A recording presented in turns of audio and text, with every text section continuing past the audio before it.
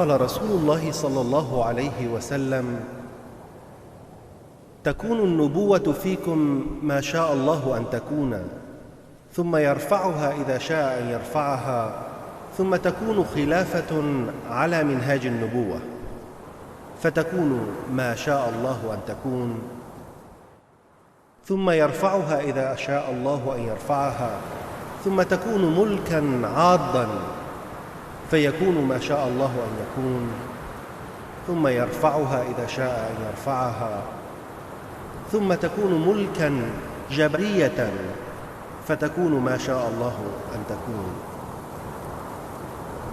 ثم يرفعها إذا شاء أن يرفعها، ثم تكون خلافة على منهاج النبوة. ثم سكت. تذكر يا أخي يوم التنادي. These are the prophetic words of the Holy Prophet Muhammad sallallahu alaihi wasallam 1400 years ago, foretelling 4 distinct periods of Khilafat in the Muslim Ummah. Khilafat on the precepts of prophethood, tyrannical monarchy, monarchical despotism, Khilafat again on the precepts of prophethood.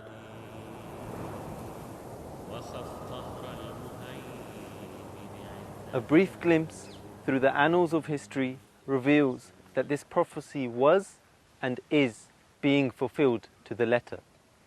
In Surah An-Nur, Allah the Almighty has promised the believers who do good works that He will establish for them the institution of Khilafat. In accordance with this divine promise, the first stage of Khilafat, which followed the prophethood of the Holy Prophet Muhammad sallallahu alaihi wasallam, which was also known as the rightly guided Khilafat, was the Khilafat of Hazrat Abu Bakr, Hazrat Umar, Hazrat Uthman and Hazrat Ali radiyallahu anhum.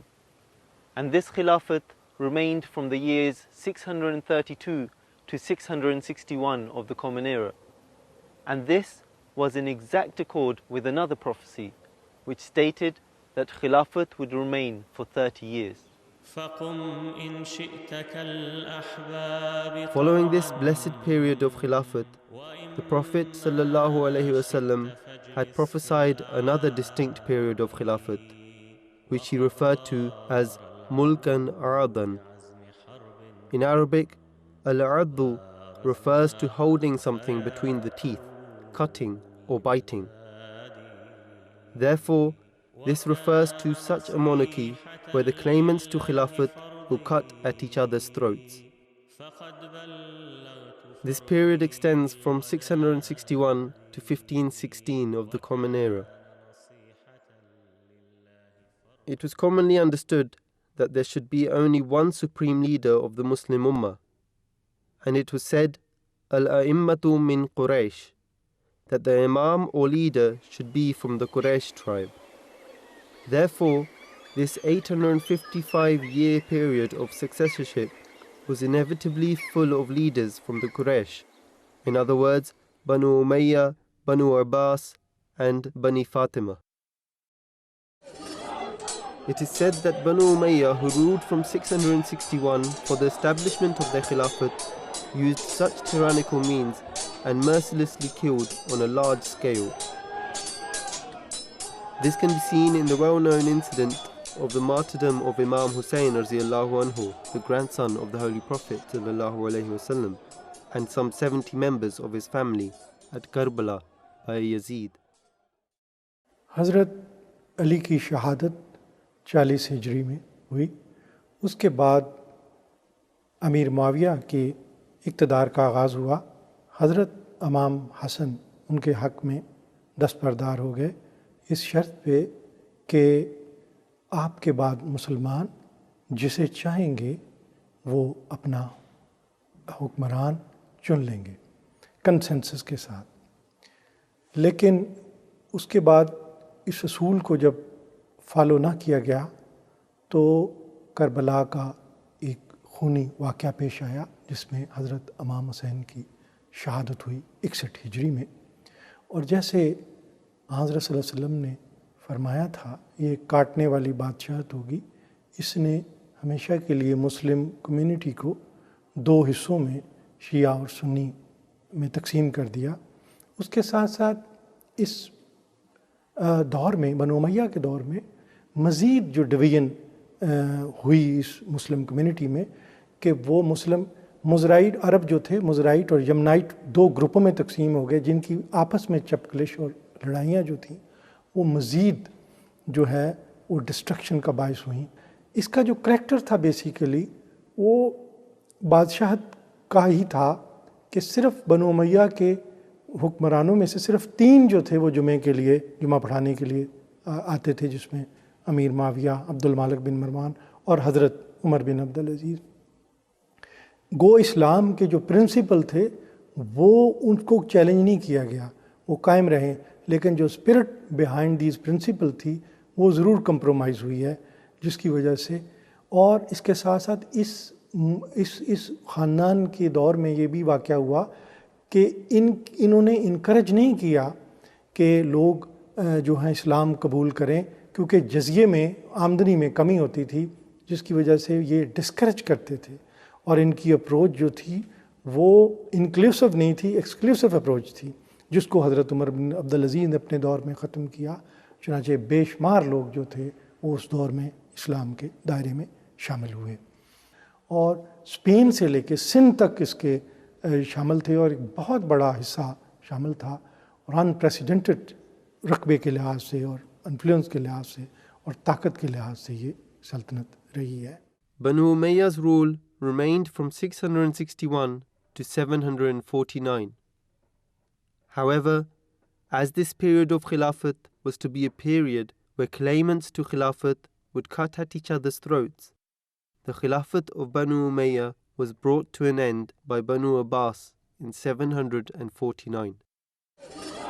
Banu Abbas would also mercilessly kill and slaughter any adversaries to the claim of Khilafat, therefore fulfilling the meaning of this time period of Khilafat, where the claimants would cut at each other's throats. When Abdullah bin Ali entered Damascus, he ordered the killing of the people. For Banu Abbas, after the murder of the last Ummi Khalifa Marwan bin Muhammad in Busayra, the wiping out of Banu Umayyah was of the essence. Abdullah bin Abbas killed a group of Banu Umayyah in Basra and left the bodies en route and prohibited their burial. Dogs fed on these carcasses for months. Another Abbasi, Daud bin Ali, picked out every Umayyad in Makkah, Medina, Hijaz and Yemen and killed them all, leaving none behind. This time period was clearly one of the claimants to Khilafat cutting at each other's necks. بنو عباس جب اقتدار پہ آئے ہیں تو انہوں نے نہ صرف ایک انتقام اور لیا، اور بلکہ زندہ سے بھی اور مردوں سے بھی، مردوں کو بھی قبروں سے اکھاڑ کے باہر انہوں نے نکالنا شروع کر دیا تاکہ ایک انتقام کی آگ کو ٹھنڈا کیا جا سکے۔ ابو العباس نے اپنے ابتدائی جو اپنا خطبہ اس نے دیا، اس میں اس نے یہ کہا کہ یہ ہمارے خاندان میں جو خلافت تھی اس کا حق مل گیا ہے، اور اب حضرت عیسیٰ کی آمد تک یہ جو ہے نزول تک یہ ہمارے خاندان میں رہے گی۔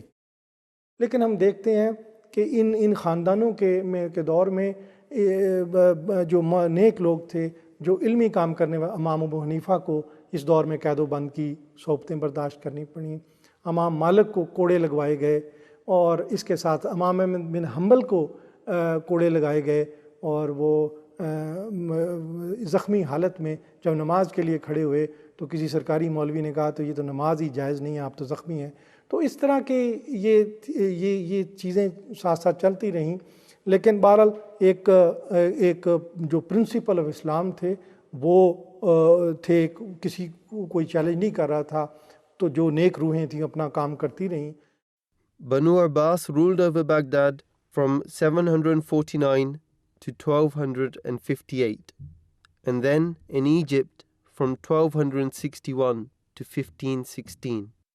ان کے اندر بھی جو تھے وہ ایک بہت بڑا فیکٹر آ گیا کہ انہوں نے عربوں کو بالکل ایکسکلیوڈ کر دیا، اور ترکوں کو المعتصم باللہ کے بعد ترک زیادہ تر شامل کیے گئے، جس کی وجہ سے جو ان کا حکمران تھا وہ بالکل ان کے درمیان رہ گیا، ایک جیسے 32 دانتوں میں زبان ہوتی ہے اس طرح وہ بن کے رہ گیا، اور آہستہ آہستہ یہ جو خلافت تھی وہ یہ جو بادشاہت تھی ویک ہوتی چلی گئی، اور بعد میں 1517 میں یہ سلطان سلیم اول نے جب مصر پہ حملہ کیا ہے تو پھر یہ جو آخری جو تھا عباسی خلیفہ وہ ان کے ہاتھ میں دستبردار ہو گیا، تو یہ پھر عثمانی حکمران میں خاندان میں یہ منتقل ہو گئی ہے۔ The third period of Khilafat has been referred to by the Holy Prophet Muhammad sallallahu alaihi wasallam as Mulkan Jabriyah, meaning rebellious, strong and despotic monarchy. This was fulfilled in the Osmani Turkish monarchy. This was a strong despotic monarchy which gained power over Egypt and established Islamic monarchy in a non-Arab and non-Qurayshi people. Sultan Salim Khan Osmani gained victory over Persia, Egypt and Iraq, and he also gained victory over Arabia, creating a despotic Osmani monarchy by wiping out the Abbasi Khilafat in Egypt in 1516. It is from the Abbasi Khilafat that the title of Khalifa was transferred to the Osmani monarchy. منگولوں کے فتنے سے ایک کئی مسلمان جو تھے وہ ان کو اپنے علاقے چھوڑنے پڑے، اس میں سے ایک عثمانی خاندان بھی تھا، اور یہ جب اناطولیہ کے علاقے میں اسے سلجوق سلطان نے مقرر کیا 1299 میں، یہ چھوٹا سا علاقے میں انہوں نے اپنی چھوٹی سلطنت قائم کر لی، اور اس میں 1517 میں اس نے مصر پہ جب سلطان سلیم نے قبضہ کیا تو پھر وہاں سے جو ایک اسپرچول مسلمانوں کا ہیڈ تھا عباسی، تو اس سے وہ اعزازات جو تھے وہ وابستہ جو تو خلافت کے ساتھ جو تھے وہ لے لیے، اور اس طرح اسپرچولی عثمانی حکمران جو تھا وہ اس نے دعویٰ، لیکن انہوں نے سلطان خادم حرمین شریفین کا لقب اختیار کیا، تو ان کو یہی کہا جاتا رہا خادم حرمین شریفین۔ تو وہ اس کے بعد جو مسلمانوں میں 3 بڑی سلطنتیں ابھری ہیں، عثمانی یہ ترک میں، اور صفوی ایران میں، اور ہندوستان میں مغل خاندان، یہ 3 پھر، لیکن کوئی سینٹرائز پاور نہیں ہے۔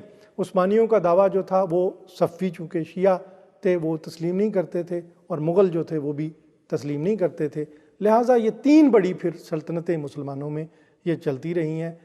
Hence, this third stage of despotic monarchy began in 1516 and remained until the abrogation of Khilafat in 1924.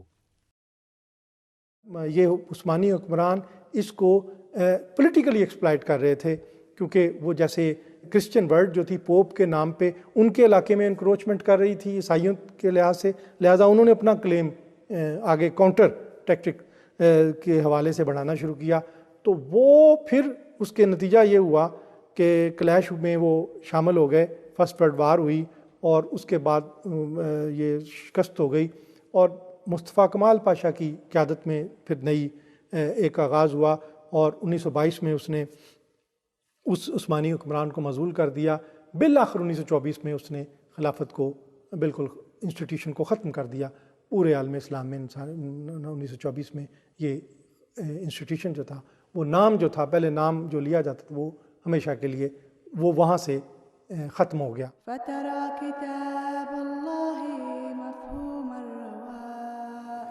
The fourth and final stage of Khilafat, which was to remain until the Day of Judgment, according to this hadith, was Khilafat ala minhaj an-nubuwah, or Khilafat on the precepts of prophethood. When the time for this Khilafat came and began in 1908, after the demise of the promised Messiah alayhi salam, the Osmani Khilafat of Turkey began to weaken and slowly dissolve. In the year the promised Messiah alayhi salam laid the foundations of the Jamaat in 1889, the progressive university students established an association by the name of the Young Turks. Due to their demands, the Khilafat began to weaken and lose its power. The demands strengthened, and on the 13th of May 1908 in Turkey, the Committee of Union and Progress gave a notice to the Sultan which threatened the end of his power. Hence, on the 24th of July 1908, the titles of Khalifa and Sultan were separated. Khilafat weakened, and after the First World War, after the Osmani Khilafat had lost most of its power, Ataturk Mustafa Kemal announced the end of the Osmani Khilafat on the 3rd of March 1924. It is interesting to note that the promised Messiah alayhi salam also foretold of this gradual end to the Turkish Empire when he was visited by an ambassador from Turkey by the name of Hussein Kami.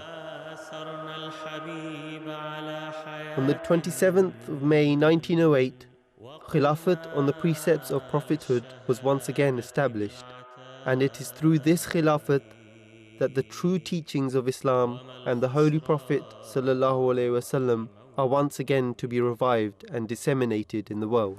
Ashhadu an la ilaha illallah wahdahu la sharika lahu wa ashhadu anna Muhammadan abduhu wa rasuluhu. Ashhadu an la ilaha illallah. It is this Khilafat that will, God willing, remain forever.